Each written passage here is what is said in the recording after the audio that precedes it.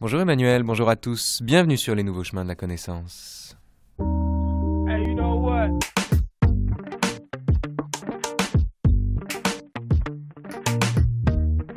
Suite ce mercredi d'une semaine sur Camus dans les nouveaux chemins de la connaissance, une semaine avec Camus en vérité puisque c'est lui, Camus, dont vous entendez la voix depuis lundi dernier.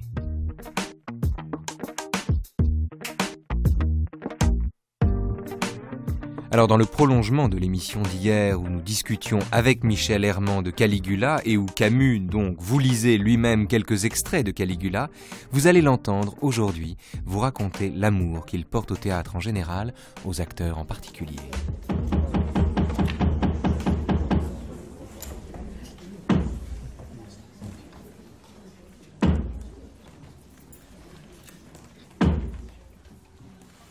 Comment ? Pourquoi je fais du théâtre ?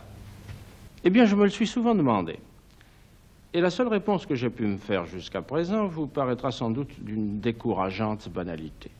Tout simplement parce qu'une scène de théâtre est un des lieux du monde où je suis heureux. Remarquez que cette réflexion, après tout, est moins banale qu'il y paraît. Le bonheur, après tout, est une activité originale aujourd'hui. La preuve et qu'on a tendance à se cacher pour l'exercer, à y voir une sorte de balai rose dont il faut s'excuser. Là-dessus, d'ailleurs, tout le monde est bien d'accord.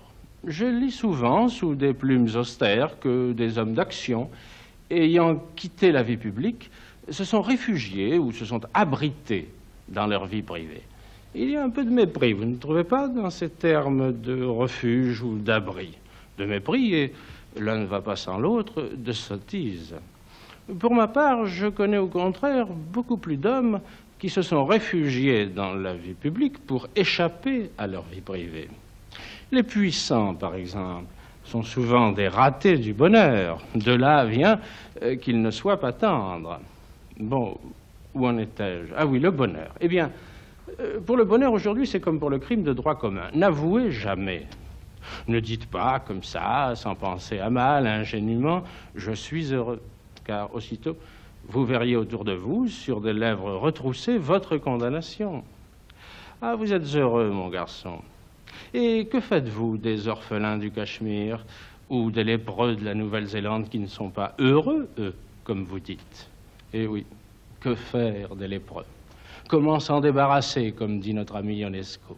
Et aussitôt, nous voilà tristes comme des cure-dents. Pourtant, moi, j'ai plutôt l'impression qu'il faut être fort et heureux pour bien aider les gens dans le malheur. Celui qui traîne sa vie et succombe sous son propre poids ne peut aider personne. Celui au contraire qui se domine et qui domine sa vie, celui-là peut être vraiment généreux et donner efficacement. Tenez, j'ai connu un homme qui n'aimait pas sa femme, ce qui n'est pas bien, et qui s'en désespérait, ce qui est mieux. Il décida un jour de vouer sa vie complètement à cette femme, par compensation en somme, et de se sacrifier à elle. Eh bien, la vie de cette pauvre femme, qui était supportable jusque-là, devint un véritable enfer. Son mari avait le sacrifice voyant, vous comprenez, et le dévouement fracassant. Il y a ainsi de nos jours beaucoup de gens qui se dévouent d'autant plus à l'humanité qu'ils aiment moins. Ces amants moraux se marient pour le pire, en somme, jamais pour le meilleur. Étonnez-vous après cela que le monde ait mauvaise mine, qu'il soit difficile d'y afficher le bonheur, surtout, hélas, quand on est un écrivain. Cependant, j'essaie personnellement de ne pas me laisser influencer. Je garde du respect pour le bonheur et les gens heureux, et je m'efforce, par hygiène, de me trouver le plus souvent possible sur un des lieux de mon bonheur, je veux dire, le théâtre.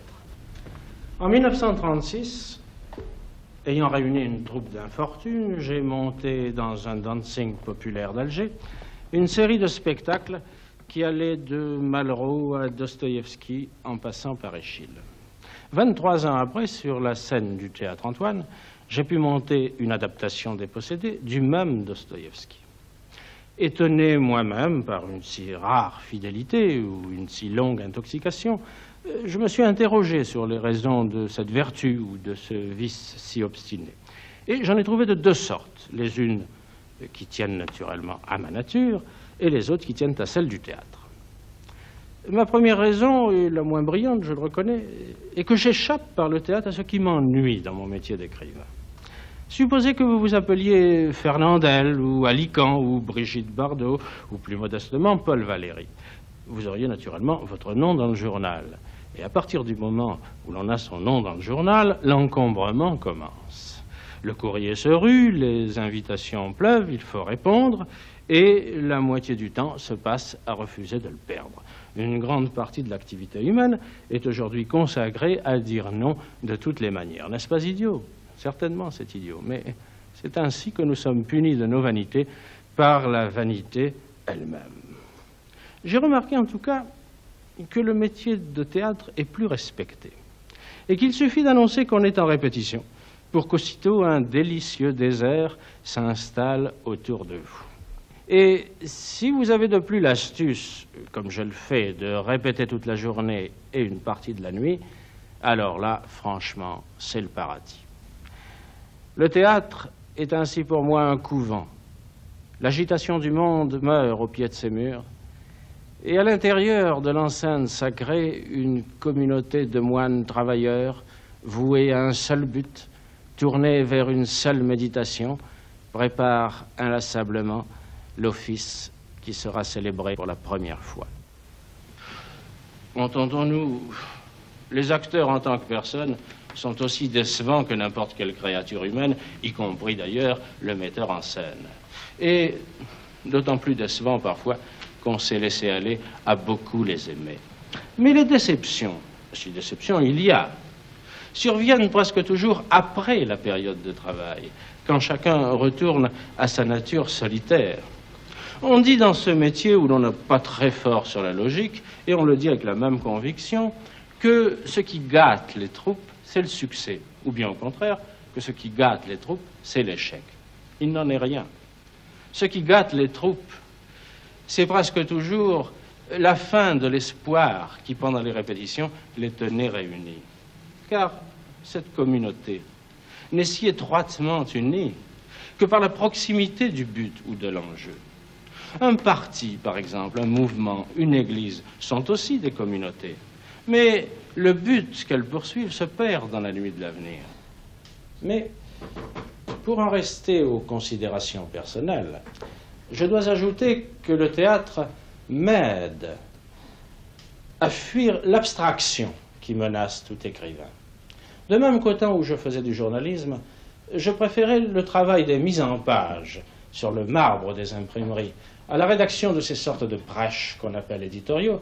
De même, j'aime qu'au théâtre, l'œuvre s'enracine au niveau des praticables, des projecteurs, des toiles et des objets. Je ne sais qui a dit que pour bien mettre en scène une pièce, il fallait connaître le poids des décors par les bras. C'est une grande règle d'art.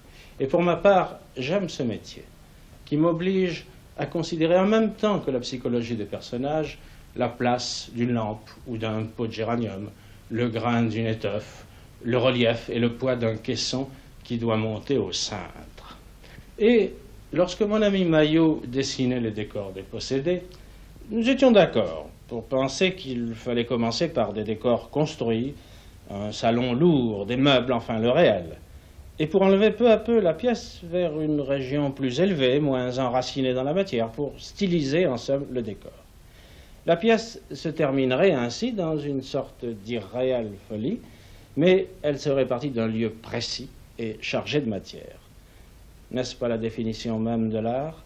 Non pas le réel tout seul, ni l'imagination toute seule, mais l'imagination à partir du réel. C'est là, en tout cas, ce que m'apprend le théâtre. Voilà, vous venez d'entendre Albert Camus dans l'émission Gros Plan qui lui était consacrée, enregistrée au Théâtre Antoine en 1959. Albert Camus parle bien du théâtre comme d'un remède à l'abstraction, donc une façon pour lui de passer l'œuvre au tamis du réel, de confronter l'idée à la pratique et de donner par là même à la pensée la souplesse d'une interprétation. Il dit du théâtre et du football qu'ils ont été ces deux universités.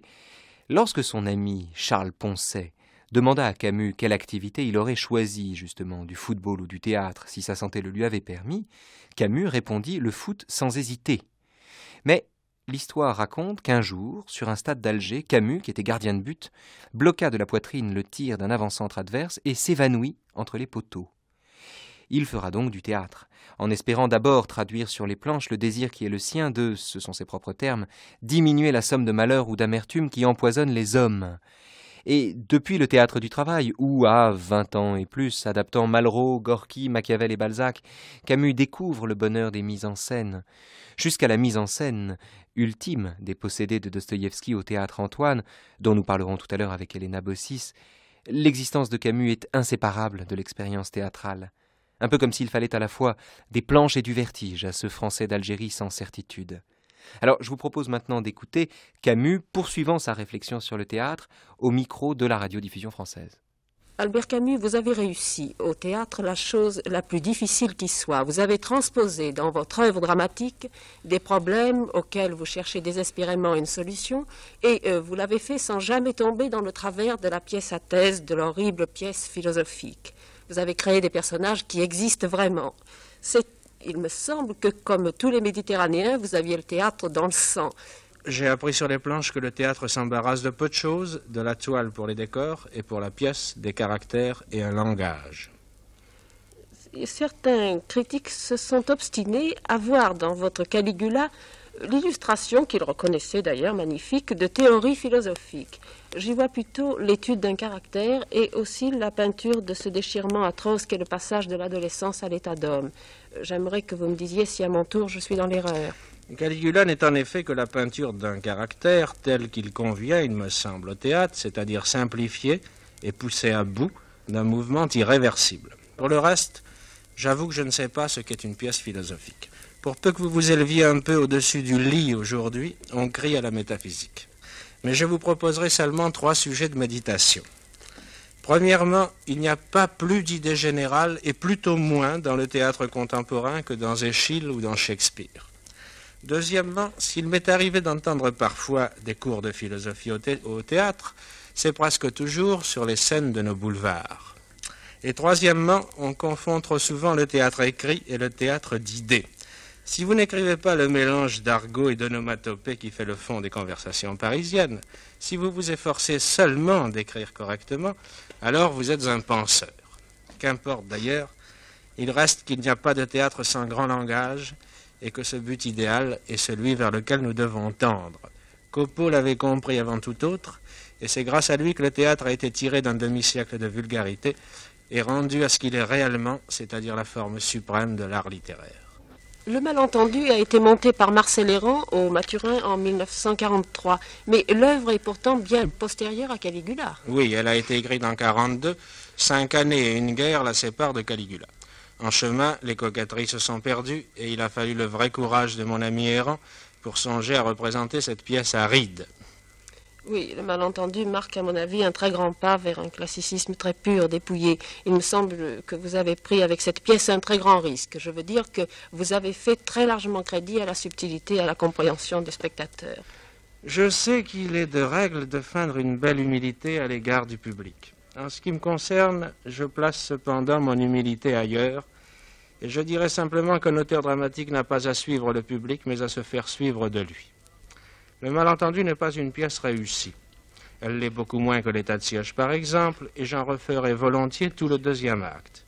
Mais je peux vous assurer au moins qu'elle eût été totalement manquée si j'avais essayé seulement de la rendre plus aimable.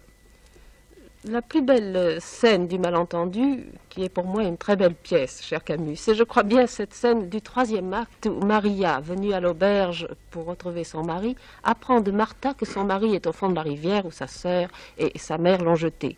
Et au cours de cette scène entre les 2 femmes, Martha dit à Maria, « C'est maintenant que nous sommes dans l'ordre, celui où personne n'est jamais reconnu. » C'est là une réplique bien terrible. La prenez-vous en charge personnellement? Je veux dire, exprime-t-elle seulement le désespoir de Martha ou aussi en même temps votre vision du monde? Eh bien, bien entendu, il y a au moins une part d'entre nous qui ne sera jamais reconnue. Mais pourquoi cela serait-il désespérant? La seule conclusion à en tirer est qu'il ne faut pas aggraver un tel ordre par le mensonge et la simulation. Celui qui ment, quelles que soient ses raisons, est tué. Voilà le sujet du malentendu, voilà l'ordre dont je parle. Qui dira que cet ordre est bas? Et s'il n'est pas bas, quelle raison de désespérer? Vous avez dit au cours d'un entretien avec M. d'Aubared, publié je crois dans les Nouvelles littéraires, que l'objet de tout artiste créateur était de peindre les passions de son temps. Et vous ajoutiez, aujourd'hui les passions du siècle sont des passions collectives, parce que la société est en désordre. Ne trouvez-vous pas naturel et même légitime que l'homme s'insurge contre tout ce qui tente à annihiler son destin personnel au profit d'un destin collectif? Je le trouve naturel et légitime. Et cette lutte d'une vérité charnelle contre les abstractions de la puissance me paraît au contraire la passion centrale de ce temps. Passion si haute d'ailleurs qu'elle m'a paru propre à mériter la forme du mystère ou de la moralité, et c'est ce que j'ai fait avec l'état de siège, pièce essentielle pour moi.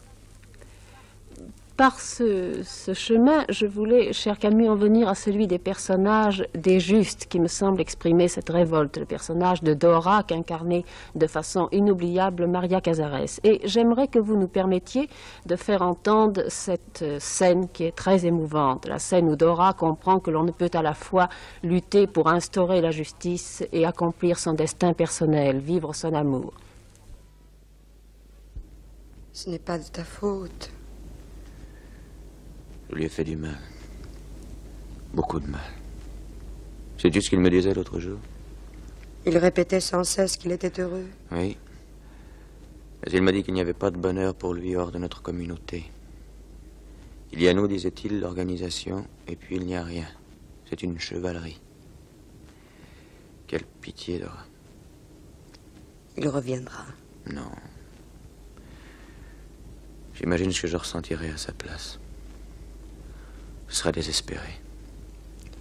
Et maintenant, ne l'es-tu pas? Maintenant, je suis avec vous, je suis heureux comme il l'était. C'est un grand bonheur. C'est un bien grand bonheur. Ne penses-tu pas comme moi? Je pense comme toi. Et alors pourquoi es-tu triste? Il y a 2 jours, ton visage resplendissait, tu semblais marcher vers une grande fête. Aujourd'hui... Aujourd'hui, je sais ce que je ne savais pas. Tu avais raison, ce n'est pas si simple. Je croyais que c'était facile de tuer, que l'idée suffisait, le courage. Et je ne suis pas si grand, je sais maintenant qu'il n'y a pas de bonheur dans la haine. Tout ce mal en moi et chez les autres. Le meurtre, la lâcheté, l'injustice. Ah, il faut que je le tue. Mais j'irai jusqu'au bout, plus loin que la haine. Plus loin? Il n'y a rien. Il y a l'amour. L'amour, non, ce n'est pas ce qu'il faut. Ah, Dora, comment dis-tu cela, toi dont je connais le cœur? Il y a trop de sang, trop de dure violence. Ceux qui aiment vraiment la justice n'ont pas droit à l'amour. Ils sont dressés comme je suis, la tête levée, les yeux fixes. Que viendrait faire l'amour dans ces cœurs fiers? L'amour courbe doucement les têtes, Yannick. Nous avons la nuque raide. Mais nous aimons notre peuple. Nous l'aimons, c'est vrai. Nous l'aimons d'un vaste amour sans appui, d'un amour malheureux. Nous vivons loin de lui, enfermés dans nos chambres, perdus dans nos pensées. Et le peuple, lui, nous aime-t-il? Sait-il que nous l'aimons? Le peuple se tait. Quel silence, quel silence. Mais c'est cela, l'amour. Tout donner, tout sacrifier sans espoir de retour. Et peut-être. C'est l'amour absolu, la joie pure et solitaire. C'est celui qui me brûle, en effet. Et à certaines heures, pourtant, je me demande si l'amour n'est pas autre chose. S'il peut cesser d'être un monologue et s'il n'y a pas une réponse, quelquefois. J'imagine cela, vois-tu. Le soleil brille, les têtes se courbent doucement, le cœur quitte sa fierté, les bras s'ouvrent.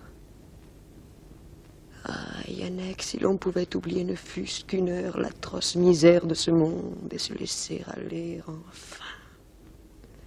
Une seule petite heure d'égoïsme. Peux-tu penser à cela? Oui, Dora. Cela s'appelle la tendresse. Tu devines tout, mon chéri. Cela s'appelle la tendresse. Est-ce que tu aimes la justice avec tendresse? Est-ce que tu aimes notre peuple avec cet abandon et cette douceur, ou au contraire avec la flamme de la vengeance et de la révolte? Tu vois? Et moi, m'aimes-tu avec tendresse? Personne ne t'aimera jamais comme je t'aime. Je sais, mais ne faut-il pas mieux aimer comme tout Je le ne suis monde? pas n'importe qui, je t'aime comme je suis. Tu m'aimes plus que la justice? Plus que Je l'organisation? ne nous sépare pas, toi, l'organisation et la justice. Oui, mais réponds-moi, je t'en supplie, réponds-moi. M'aimes-tu dans la solitude, avec tendresse, avec égoïsme? M'aimerais-tu si j'étais injuste? Si tu étais injuste et que je puisse t'aimer, ce n'est pas toi que Mais j'aimerais. tu ne réponds pas. Dis-moi seulement, m'aimerais-tu si je n'étais pas dans l'organisation? Et où serais-tu donc? Et je me souviens du temps où j'étudiais, je riais, j'étais belle alors. Je passais des heures à me promener, à rêver. M'aimerais-tu légère et insouciante? Je meurs d'envie de te dire oui. Et alors dis oui, mon chéri, si tu le penses, et cela est vrai. Oui, en face de la justice, devant la misère et le peuple enchaîné. Oui, oui, je t'en supplie. Malgré l'agonie des enfants, malgré ceux qu'on pend et ceux qu'on fouette à mort. Tais-toi, Dora. Non, il faut bien une fois au moins laisser parler son cœur. J'attends que tu m'appelles, moi, Dora, que tu m'appelles par-dessus ce monde empoisonné d'injustice. Tais-toi! Mon cœur ne me parle que de toi, mais... Tout à l'heure, je ne devrais pas trembler. Tout à l'heure? Ah oui, j'oubliais.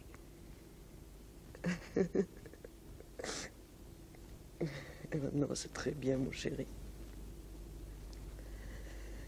Ne sois pas fâché, je n'étais pas raisonnable. C'est la fatigue. Moi non plus, je n'aurais pas pu le dire. Je t'aime du même amour un peu fixe dans la justice et les prisons. L'été, Yannick. Tu te souviens? Mais non, c'est l'éternel hiver. Nous ne sommes pas de ce monde, nous sommes des justes. Il y a une chaleur qui n'est pas pour nous. Ah, pitié pour les justes. Oui, c'est là notre part. L'amour est impossible. Mais je tuerai le grand-duc. Il y aura alors une paix, pour toi comme pour moi. La paix. Quand la trouverons-nous? Le lendemain. C'était un soir d'hiver au Théâtre des Mathurins, dans une pièce dont parlait tout Paris, que Camus fit la connaissance d'une actrice encore élève au conservatoire, mais qui, pour le meilleur, allait bientôt s'en faire exclure, une grande tragédienne qui passait son bac entre 2 répétitions, par ailleurs fille engagée courageuse d'un premier ministre espagnol en exil, Maria Casares. Quelques mois plus tard, toujours au Mathurin, elle incarna Martha, l'héroïne détestable du malentendu, dans une mise en scène de Marcel Hérand sous l'œil fasciné de Camus qui, dans son premier roman, La mort heureuse, avait déjà donné le prénom de Marthe à celle qui incarnait en partie les fautes de sa première épouse, Simone Yé. 3 semaines avant la Générale, ils allèrent au bras l'un de l'autre à une fête, dans l'appartement de Charles Dulin, rue de la Tour d'Auvergne, en compagnie de Sartre et Beauvoir, et ils y dansèrent jusqu'au petit matin du 6 juin 1944. En ce qui le concerne, Le malentendu de Camus fut un échec cuisant, avec sifflets, articles méchants et mal écrits, etc. Mais Camus n'en avait cure, l'amour l'avait rendu raisonnable. J'ai mis 10 ans à conquérir ce qui me paraît sans prix, un cœur sans amertume, note-t-il dans ses carnets à ce moment-là. Personnellement, j'ai reçu à l'occasion de cette pièce la joie la plus grande qu'un auteur puisse recevoir, celle d'entendre porter son propre langage par la voix et l'âme d'une merveilleuse actrice, à la résonance exacte qu'on lui avait rêvée. Cette voix, que je dois à Maria Casares, me suffisait tout à fait. Ils ne seraient plus jamais vraiment loin l'un de l'autre. Malgré son amour du théâtre, il faut admettre que Camus n'était pas un grand dramaturge. Le philosophe livre pourtant dans ses pièces une version vivante de ses contradictions essentielles. Les justes, c'est-à-dire, pour la première distribution, Maria Casares, Serge Reggiani et Michel Bouquet, qui racontent l'histoire d'un meurtrier délicat, incapable de tuer des enfants, contiennent toute la morale sublime de l'homme révolté, dont la gauche méprise l'indiscipline et dont la droite vomit l'idéalisme. Le malentendu montre qu'il suffirait de dire la vérité pour ne pas être tué et propose une version originale des conflits insolubles qu'il faut surmonter pour faire la paix. L'état de siège, enfin, où l'on voit un géant cruel s'emparer d'une ville pour y imposer la terreur, prolonge à coup sûr les incertitudes et le désarroi de la peste. Mais pour tout dire, Les Justes ne sont pas un chef-d'œuvre. Le malentendu a surtout été mal compris et l'état de siège, cette histoire à dormir debout, fut à juste titre un échec total. N'était Caligula, géniale parabole sanglante sur la démesure et l'orgueil, dont l'idée lui vint à la lecture de Suétone et de Jean Grenier, le théâtre de Camus ne serait plus guère représenté aujourd'hui. Alors je vous propose maintenant d'écouter Albert Camus interprétant Caligula, en particulier la 2e scène de l'acte 3, dans un dialogue entre Caligula et Scipion, qui est en fait, pour tout dire, un dialogue entre Camus et lui-même. Caligula, jusque-là immobile, s'ébroue. Accordez, mes enfants, vos vœux seront exaucés. Il s'assied en tailleur sur le piédestal, un à un, les patriciens se prosternent, versent leur obole et se rangent à droite avant de disparaître. Le dernier, troublé, oublie son obole et se retire. Mais Caligula, d'un bond, se remet debout. Hep, hep, viens ici, mon garçon. Adorer, c'est bien, mais enrichir, c'est mieux. Merci, cela va bien.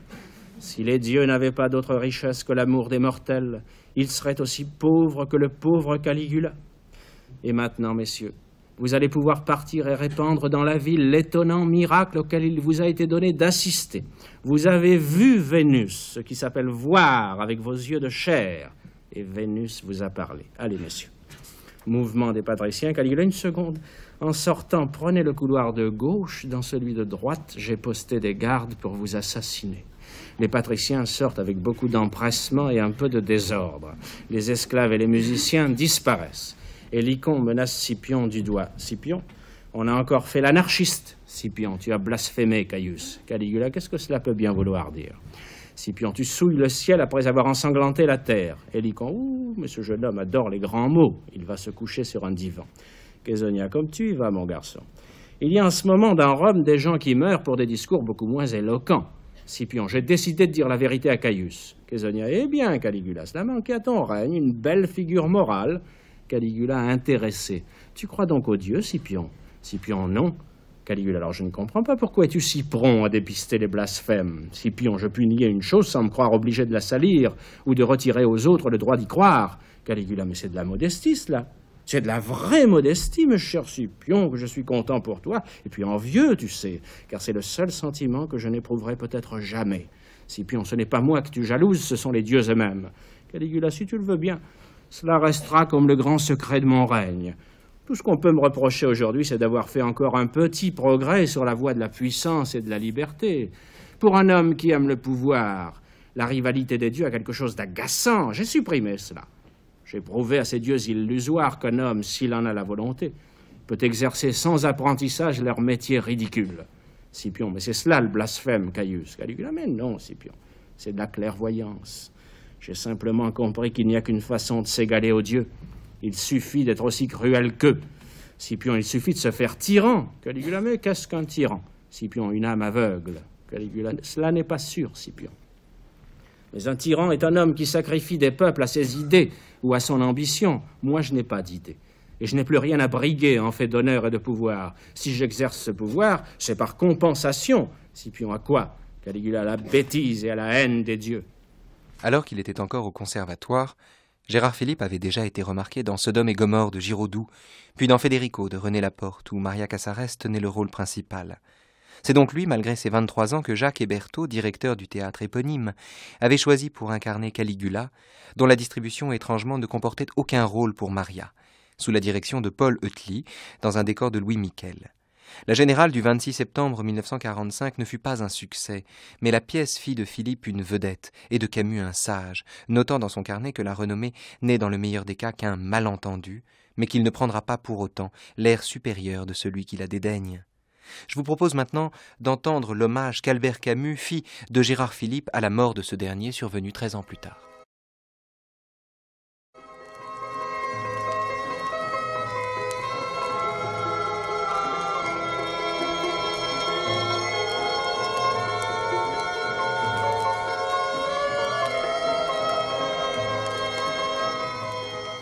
À l'hommage que rend ce soir la radiodiffusion-télévision française à Gérard Philippe, en réunissant quelques-uns de ses amis, s'associe Albert Camus.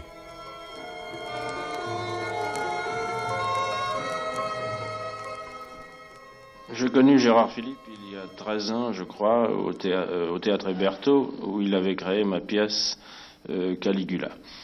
La pièce par elle-même n'était pas destinée à toucher un grand public, mais je suis persuadé que c'est la manière exceptionnelle dont Gérard Philippe la joua qui lui permit d'accéder à ce grand public. Depuis, je n'ai pas eu l'occasion de travailler avec Gérard Philippe, qui s'était consacré au cinéma et qui, lorsqu'il paraissait sur une scène, paraissait sur celle du Théâtre National Populaire. C'est un métier où l'on ne voit que les gens avec qui on travaille ou bien ses amis les plus intimes. Mais c'est pourquoi Gérard Philipe est resté pour moi. Ce grand jeune homme qui est rentré en 1946 dans mon bureau et qui, avec un mélange de timidité souriante et d'enthousiasme communicatif, me déclara qu'il avait lu le rôle de Caligula et qu'il était sûr de le jouer à ma satisfaction. Et je dois dire que le fameux charme de Gérard Philipe, qui devait imposer la pièce au public, a commencé à jouer d'abord sur moi. C'est pourquoi, pour moi, c'est ce grand jeune homme rieur et charmant qui vient de disparaître de manière consternante, et sur ce point, hélas, toutes les paroles sont vaines. Les archives que vous allez entendre maintenant se passent de commentaires. Vous entendrez d'abord Pierre Vanek, interprétant l'ignoble Stavrogine des possédés dans la mise en scène d'Albert Camus lui-même, puis une émission enregistrée à la veille de la première des possédés, justement, au Théâtre Antoine.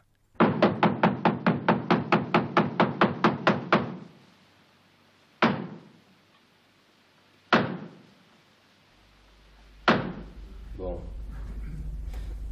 Voici. J'ai écrit un récit qui me concerne et que je vais rendre public. Ce que vous pourrez dire ne changera rien à ma décision. Cependant, je voudrais que vous soyez le premier à connaître cette histoire. Et je vais vous la dire.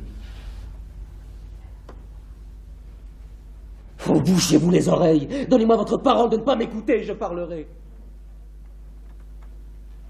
De 1861 à 1863, j'ai vécu à Pétersbourg, en m'adonnant à une débauche où je ne trouvais aucun plaisir. Je vivais avec des camarades nihilistes qui m'adoraient à cause de mon porte-monnaie. Je m'ennuyais terriblement, tellement même que j'aurais pu me pendre. J'avais 3 appartements. 3? Oui, 3. L'un où j'avais installé Maria Lebiatkin, qui est devenue ma femme légitime, et 2 autres où je recevais mes maîtresses. L'un d'eux m'était loué par des petits bourgeois qui occupaient le reste de l'appartement et travaillaient au dehors. Je restais donc seul, assez souvent, avec leur fille de 12 ans qui s'appelait Matryoshka. Voulez-vous continuer ou vous arrêter? Je continuerai. C'était une enfant extrêmement douce et calme, au visage d'un blond pâle taché de rousseur. Un jour, je ne trouvais plus mon canif.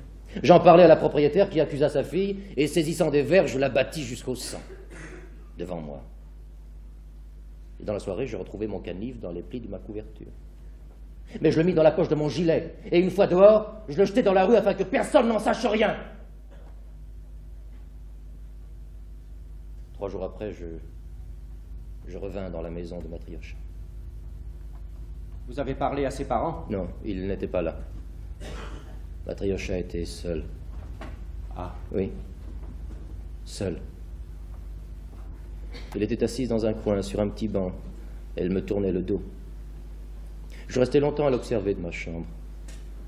Et tout à coup, elle commença à chanter doucement, très doucement. Mon cœur se mit à battre très fort. Je me levai alors et m'approchai lentement de Matryoshka. Je m'assis en silence à côté d'elle, sur le plancher. Elle eut peur et se dressa tout à coup. Je lui pris sa main, que j'embrassai. Elle rit comme une enfant. Je la fis se rasseoir et elle se dressa à nouveau avec un air épouvanté. Je lui embrassai encore la main. Et je la pris sur mes genoux. Elle eut un mouvement de recul et me sourit encore. Moi, je riais aussi. Enfin, elle jeta ses bras autour de mon cou et m'embrassa. À cet endroit de mon récit, j'ai laissé un blanc. Allez-vous me dire la suite? Non, non. Plus tard, peut-être, quand vous en serez digne. Mais il ne s'est rien passé, qu'allez-vous imaginer? Rien du tout! Le mieux, voyez-vous, serait que vous ne me regardiez pas. Et n'épuisez pas ma patience. Quand je revins 2 jours plus tard, Matryoshka s'enfuit dans l'autre pièce dès qu'elle me vit. Mais je pus constater qu'elle n'avait rien dit à sa mère. Et pourtant j'avais peur. Pendant tout ce temps-là, j'avais une peur atroce qu'elle ne parlât. Enfin, un jour, sa mère me dit, avant de nous laisser seuls, que la fillette était couchée, avec la fièvre. Je restais assis, immobile, dans ma chambre, à regarder dans l'autre pièce le lit, dans la pénombre. Au bout d'1 heure, elle bougea. Elle sortit de l'ombre, très amaigrie dans sa chemise de nuit, et vint sur le seuil de ma chambre. Et là, hochant la tête, elle me menaça de son petit poing frêle. Puis elle s'enfuit et je l'entendis courir sur le balcon intérieur de la maison. Je me levai alors et la vis disparaître dans un réduit où l'on gardait du bois. Je savais ce qu'elle allait faire. Et vous aussi? Oui. Oui, mais je me rassis et me forçai à attendre 20 minutes. Je me souviens que sur un géranium à côté de moi, une minuscule araignée rouge cheminait lentement. Quand les 20 minutes furent écoulées, je me forçai à attendre encore 1/4 d'heure. Et en sortant, je regardais par une fente à l'intérieur du réduit. Matryoshka s'était pendue.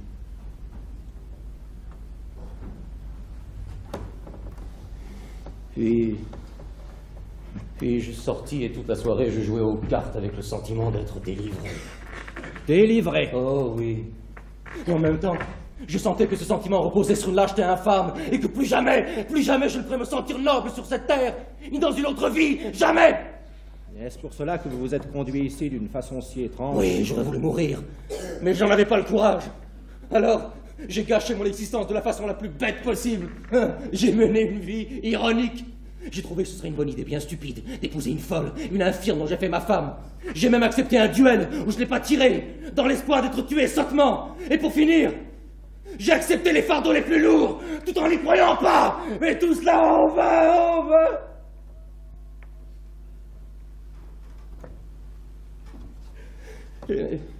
Et maintenant, je vis entre 2 rêves. L'un où sur des îles heureuses, au milieu d'une mer lumineuse, les hommes s'éveillent et s'endorment. Innocent. L'autre où je vois Matryoshka, amaigrie, me menaçant de son petit poing. Son petit poing. Oh, je voudrais effacer un acte de ma vie, et je ne peux pas.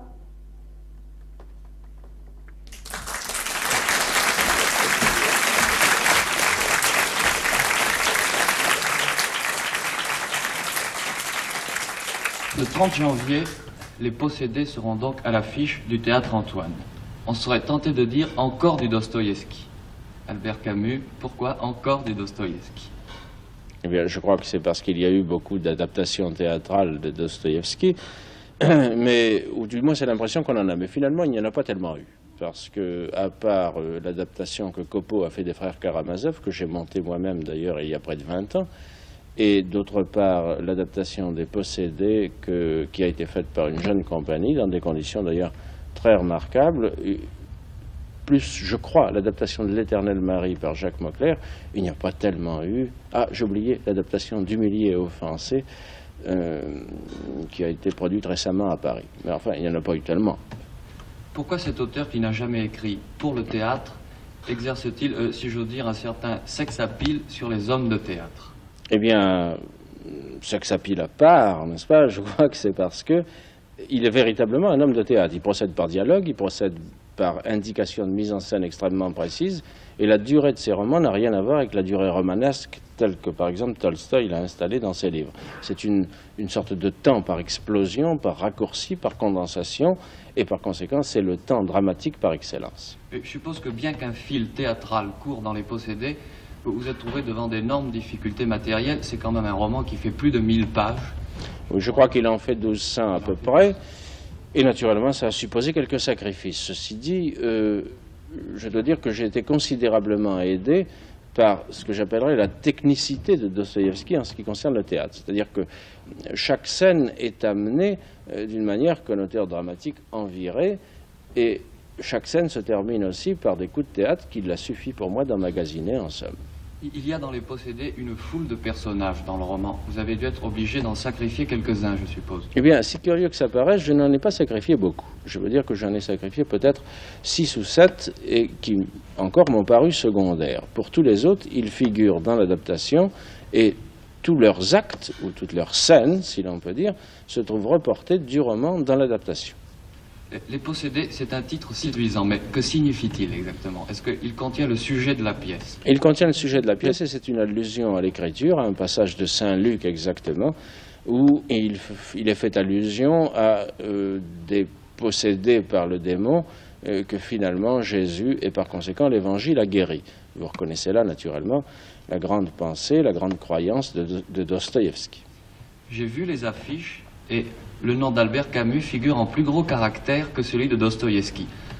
Vous ne vous êtes donc pas effacé derrière Dostoïevski. Et c'est une pièce d'Albert Camus ou une œuvre de Dostoïevski? Eh bien, moi, je n'ai pas vu les affiches parce que je n'ai pas eu le temps de m'en occuper. Et lorsque je les ai vues, j'ai fait remarquer que le contraire aurait dû être fait. Par conséquent, je m'efface réellement devant Dostoïevski. Simone Berriot, vous avez ouvert le théâtre Antoine aux Possédés et je crois qu'il faut souligner que c'est un acte courageux. Bon, pas courageux en soi de monter les Possédés, surtout pas de monter une pièce de Camus que j'attends déjà depuis des années, car j'ai eu ici beaucoup d'auteurs. Évidemment, Camus n'était pas venu. Alors voilà, nous montons les Possédés. C'est une entreprise très difficile, en effet, très coûteuse aussi, qui va exiger tout de même du public un peu de patience. D'abord, il faut lui demander de venir à 8 h du soir. Ça sera difficile. Oui, bien sûr. Et puis, enfin, j'ai tout de même été très gâtée, parce que tout de même, souhaitant une pièce de M. Camus, il m'a apporté une pièce qui dure 3 h 15. Mais c'est une pièce et demie. C'est merveilleux, je suis très gâtée. D'ailleurs, je suis persuadée que aussi bien le public du Théâtre Antoine, qui m'est très fidèle, que tout le public d'ailleurs, sera très gâté et sera ravi. Je ne peux pas vous demander, Albert Camus, de nous présenter les 26 personnages, mais au moins quelques-uns de vos acteurs. Eh bien, je vais d'abord vous présenter dans l'ordre d'entrée en scène M. Pierre Blanchard, que vous connaissez naturellement. Et qui connaît bien Dostoïevski, et qui doit un de ses plus grands succès, un film avec Dostoïevski. De vous, André Aubet, déclare dans le programme, Pierre Blanchard est un homme qui a une ombre. Oui, et les explications qu'il lui en donne, qui donnent à cette La Palissade, sont extrêmement flatteuses. Alors je vous recommande de ne pas les prendre trop au sérieux parce que André Aubet est un très grand ami et un très grand poète. Mais je crois justement qu'on peut se fier au jugement de ceux qui sont à la fois des poètes et des amis. C'est une opinion. Oui. C'est une opinion que nous partageons. Et maintenant, je vais vous présenter Mme Tania Balachova, qui, dans l'ordre d'entrée en scène, suit M. Pierre Blanchard. Mme Balachova est russe, comme vous savez, par conséquent, toute désignée pour figurer dans Les Possédés. Et elle aime son rôle. C'est un rôle fort attachant, avec ses deux passions, l'une pour son fils Nicolas Stavrogin, et puis la deuxième qu'elle a cachée pendant 20 ans pour Stepan Trofimovitch Blanchard. Et toujours dans l'ordre d'entrée en scène, je vous présente Michel Bouquet, qui joue le révolutionnaire nihiliste Pierre Verkovensky. Et qu'en pense-t-il de ce... Je pense que c'est le plus possédé de tous, le plus démoniaque de tous ces démoniaques, donc le plus effarant. Il ne me reste plus qu'à vous présenter Pierre Vanek, qui dans cette pièce joue le rôle d'un aristocrate décadent, Stavrogin. Que pouvez-vous nous dire de ce rôle? Ce qui m'a passionné dans le rôle, d'abord, je crois que c'est un des plus grands parmi les héros de roman. Et puis ensuite, c'est un personnage actuel. À l'époque où le roman a été écrit, c'était un personnage prophétique. Et je crois qu'aujourd'hui, on peut dire que les Stavrogin peuplent le monde. Et on en arrive à la raison pour laquelle, dans le fond, vous avez monté cette pièce, Albert Camus. On ne pouvait pas mieux la définir que Pierre Vanek vient de le faire. Pour son actualité. Pour son actualité. Mais qui sont ces Stavrogin dont le monde est plein? Le Stavrogin de Dostoïevski est un monstre, un salaud de la pire espèce, une crapule, folle et lucide, un assassin dont la force ne lui sert qu'à se faire craindre des humains qui l'abominent. Camus raffole de ces personnages métaphysiques, ces demi-lucides sans espoir ni morale, dont la vision du monde est une aversion du monde. Mais dire que le monde est plein de Stavrogin ne veut pas seulement dire que le monde est plein d'ordures sanguinaires, mais qu'il déborde, plus modestement, d'individus que la peur de mourir rend, sinon meurtriers, du moins malhonnêtes et violents. Stavrogin n'est pas seulement un violeur d'enfants, un tueur d'innocents, une brute élégante, un bouffon du néant qui vomit l'indolence et reproche à Dieu de ne pas exister. Stavrogin, c'est aussi la face cachée des prophètes, l'envers funeste de l'idéal révolutionnaire, l'insigne lâcheté qui porte les hommes à croire tout ce qu'on leur raconte, pour détourner les yeux d'un monde que son absurdité rend invivable. Ça ne lui plairait pas, mais Stavrogin ressemble, plus qu'il ne voudrait, aux petits hommes qu'il méprise de toute son âme. En somme, le drame de Stavrogin, et de la condition humaine avec lui, c'est que Stavrogin, c'est aussi Monsieur Tout-le-Monde.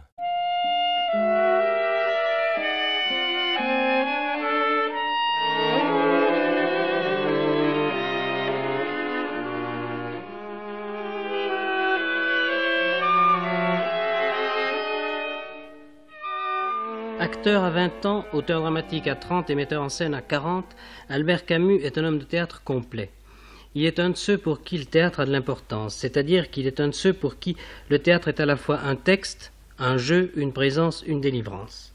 Camus sait qu'on peut mesurer le niveau d'une civilisation, entre autres, au niveau de son art dramatique. Il sait aussi par quel secret détour le comédien parle pour tous. C'est donc à Albert Camus que nous demanderons de tirer la conclusion de cette émission. Ce texte, lu par Albert Camus, est extrait du mythe de Sisyphe. La convention du théâtre, c'est que le cœur ne s'exprime et ne se fait comprendre que par les gestes et dans le corps, ou par la voix qui est autant de l'âme que du corps. La loi de cet art veut que tout soit grossi et se traduise en chair. S'il fallait sur la scène aimer comme l'on aime, user de cette irremplaçable voix du cœur, regarder comme on contemple, notre langage resterait chiffré. Les silences ici doivent se faire entendre, l'amour hausse le ton, et l'immobilité même devient spectaculaire, le corps est roi. N'est pas théâtral qui veut, et ce mot déconsidéré à tort recouvre toute une esthétique et toute une morale. La moitié d'une vie d'homme se passe à sous-entendre, à détourner la tête et à se taire. L'acteur est ici l'intrus. Il lève le sortilège de cette âme enchaînée, et les passions se ruent enfin sur leur scène. Elles parlent dans tous les gestes, elles ne vivent que par cris. Ainsi, l'acteur compose ses personnages pour la montre. Il les dessine ou les sculpte. Il se coule dans leur forme imaginaire et donne à leurs fantômes son sang. Je parle du grand théâtre, cela va sans dire, celui qui donne à l'acteur l'occasion de remplir son destin tout physique. L'échelle même du corps humain est insuffisante.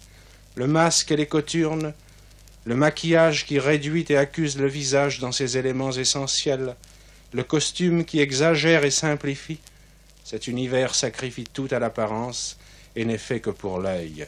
Par un miracle absurde, c'est le corps qui apporte encore la connaissance. Du personnage absurde, l'acteur a par suite la monotonie, cette silhouette unique, entêtante, à la fois étrange et familière, qu'il promène à travers tous ses héros.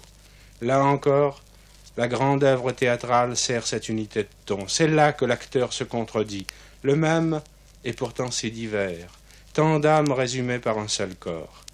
Mais c'est la contradiction absurde elle-même, cet individu qui veut tout atteindre et tout vivre, cette vaine tentative, cet entêtement sans portée. Ce qui se contredit toujours s'unit pourtant en lui.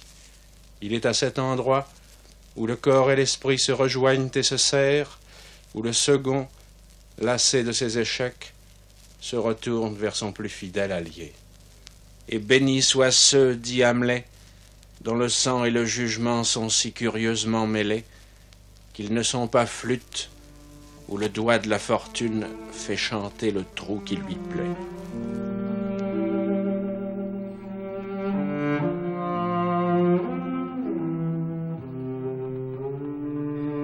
Voilà, c'est la fin de ce troisième temps d'une semaine consacrée à Albert Camus dans les nouveaux chemins de la connaissance. Une semaine qui consiste dans la rediffusion des archives montées avec Marie-France Thivaud à l'occasion d'une grande traversée de la pensée d'Albert Camus, une semaine qui est également pour moi l'occasion de rendre hommage d'ailleurs au travail de Marie-France, une réalisatrice hors pair avec qui ça avait été un bonheur de travailler à l'été 2006. Une semaine arrangée et remontée pour les besoins de la cause par Bertrand Chometon et Julien Douminc à la technique. Une semaine que vous pourrez évidemment réentendre et télécharger, je le dis tous les jours, sur notre site internet à la page des Nouveaux Chemins, où vous trouverez également toutes les indications bibliographiques nécessaires à la redécouverte d'Albert Camus et en particulier de son théâtre.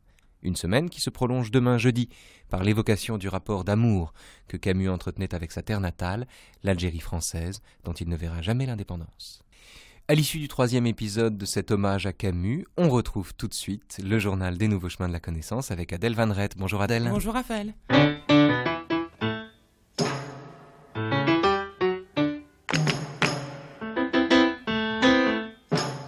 Et bonjour à tous. On quitte Camus et le théâtre pour continuer notre recension de l'actualité éditoriale autour de Sigmund Freud, 70 ans après sa mort et dont on va bientôt trouver en librairie toutes les œuvres sous toutes les formes, en petit et grand format, en œuvre complète ou sous forme d'extrait de texte, à l'occasion de l'entrée de son œuvre dans le domaine public. Hier, on a parlé de l'interprétation des rêves avec François Robert, et aujourd'hui, c'est de l'écriture de Freud dont nous allons parler, de l'écriture et surtout de la traduction du texte freudien en une autre langue, autour d'un ouvrage intitulé « L'écriture de Freud, traversée traumatique et traduction » aux éditions PUF, et dont l'auteur est Janine Altounian, qui est avec nous aujourd'hui. Bonjour Janine Altounian. Oui, bonjour. Alors vous êtes co-traductrice de Freud depuis 1970 et responsable de l'harmonisation dans l'équipe éditoriale des œuvres complètes de Freud aux Presses universitaires de France, entreprise dirigée par Jean Laplanche et que Pierre Cotet va venir nous présenter en détail ce vendredi. Ce qui vous intéresse, vous, Janine Altounian, dans ce travail, dans cette entreprise, c'est le rapport de la pensée à l'écriture, ou comment la forme, l'écriture, exprime en elle-même le fond, le contenu de ce qui est exprimé. Oui, tout à fait. Alors, écoutez, je commencerai par me référer à Antoine Berman, qui dit que la traduction est la transmission active d'une forme. Or, par ailleurs, en ce qui concerne la pensée de Freud, qui serait donc non pas qui prendrait une certaine forme, mais qui serait le fond, nous avons aussi ces mots très précieux de Didier Anzieux, qui dit que la psychanalyse est née de l'emboîtement des cultures chez Freud, c'est-à-dire que la culture d'appartenance de Freud est donc germanique, dit-il, et peut-être également juive, alors que sa culture de référence est gréco-romaine. Alors, ceci explique que il y a constamment chez Freud, dans l'écriture de Freud, des entrecroisements de différents champs et que cet entrecroisement crée une écriture à la fois simple mais en même temps très complexe, dans la mesure où c'est dans une langue relativement simple, comme on dit ou comme on le croit, que Freud a forgé ses concepts. À cela s'ajoute une troisième dimension, c'est que Freud est en même temps un écrivain dans nombre de passages et que lorsqu'on sent chez lui une implication esthétique et affective, son style s'en ressent. Alors, ces différentes dimensions dans la forme rend évidemment la traduction difficile, dans la mesure où on n'a pas à traduire seulement sa pensée, mais précisément la forme qu'elle prend dans les mots qu'il utilise. Est-ce que ça veut dire que l'entreprise de traduction de Freud ne concerne pas uniquement le sens de ce qu'il écrit, mais également la forme de son écriture? C'est ça. Il faut essayer de ressaisir, de rendre à nouveau dans une autre langue.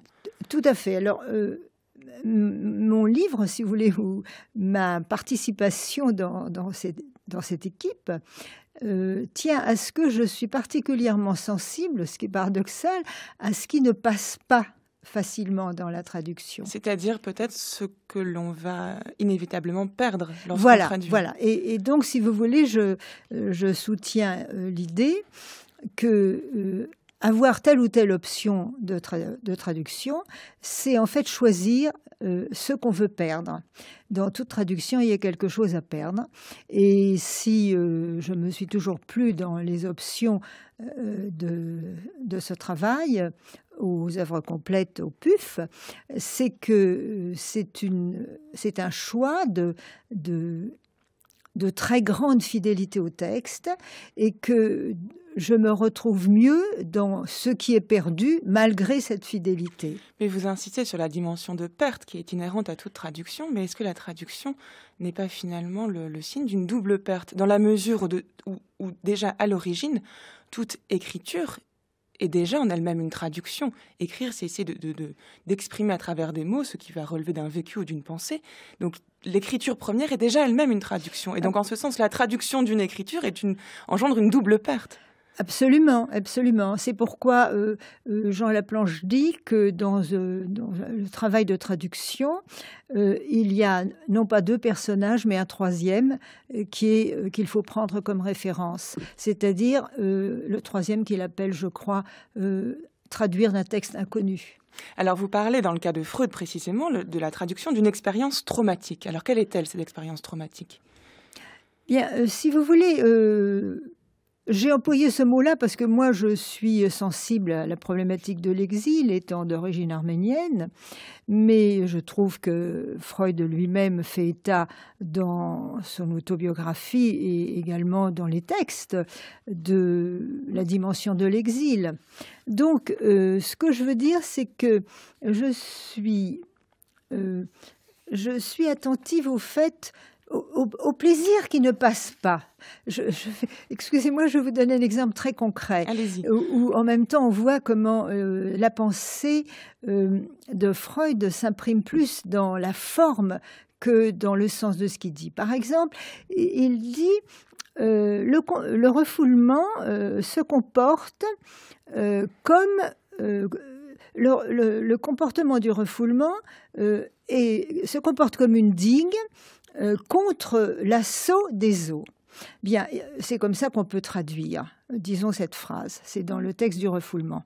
Or, il se trouve qu'il emploie deux mots qu'on a été obligé de traduire par le refoulement et l'assaut, qui ont exactement le même radical. Le même radical étant drang, ce drang qu'on trouve dans le Sturm und Drang, qui a été traduit par tempête et élan. Eh bien, ce drang-là, qui est dans le refoulement, Verdrängung, se retrouve dans l'assaut des eaux, Andrang, ce qui veut dire que quand on lit ça en allemand, on voit très bien le rapport entre le refoulement et l'assaut, c'est-à-dire die Verdrängung et der Andrang. C'est-à-dire que l'un agit contre l'autre avec tout simplement, je dirais, l'adjonction d'une particule différente. À vous écouter, on est déjà au cœur de votre livre. Voilà, on voit bien à quel point vous prenez des exemples concrets pour exprimer votre pensée. Je renvoie également l'auditeur à ce chapitre sur le rapport de Freud à Lou Andreas Salomé, donc à la fois ce rapport épistolaire qu'il a avec cette femme et ce rapport théorique. Merci beaucoup, Janine Altounian. Je rappelle donc que vous êtes co-traductrice de Freud depuis 1970 et que vous avez participé à quasiment toutes les œuvres qui seront publiées au PUF, donc au Presse universitaire de France, ce mois-ci. Merci beaucoup.